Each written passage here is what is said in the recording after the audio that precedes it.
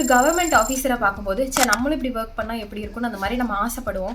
But அந்த மாதிரி ஆசைப்படுறது மட்டும் போதுமா? அவங்க எவ்வளோ எஃபர்ட்ஸ் போட்டிருப்பாங்க, அந்த எஃபர்ட்ஸ் நம்மளும் போடணும்ல. அதாவது இப்போ நான் என்ன சொல்ல வரேன்னா, கவர்மெண்ட் ஜாப்னால என்ன, ஒரு ஜாப் செக்யூரிட்டி தானே. பிரைவேட்ல வேலை செய்யும் போது நம்மள ஒர்க்ல இருந்து இப்போ தூக்கிடுவாங்களா அப்போ தூக்கிடுவாங்களான்னு நம்ம பயந்துட்டே இருக்கணும். பட் கவர்மெண்ட்ல நீங்க வேலை செய்யும்போது அந்த பயம் உங்களுக்கு இருக்காது.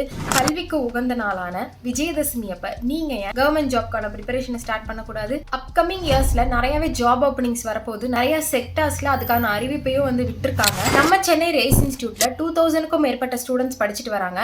அங்க படிக்கிறவங்க டிஎன்பிஎஸ்சி, எஸ்எஸ்சி, பேங்கிங், ரயில்வேஸ் இந்த மாதிரி எக்ஸாம்ஸ் எல்லாம் கிளியர் பண்ணி இப்போ ஒரு அரசு அதிகாரியாவும் ஆயிருக்காங்க. இந்த விஜயதசமி அப்ப ஜாயின் பண்றவங்களுக்கு நிறைய சர்ப்ரைசஸும் இருக்கு. அரசு வேலையை பொறுத்த வரைக்கும் 10th 12th டிப்ளமோ, டிகிரி எல்லாருக்குமே இருக்கு. நீங்க எந்த பதவிக்கு அப்ளை பண்ணலாம், அதுக்கான கைடன்ஸ் எல்லாமே கொடுப்பாங்க. ஸ்கிரீன்ல தெரியுற இந்த நம்பருக்கு என்கொயரி பண்ணுங்க. பயோலையுமே லிங்க் தரேன், உங்க டீடைல்ஸ் ஃபில் பண்ணுங்க.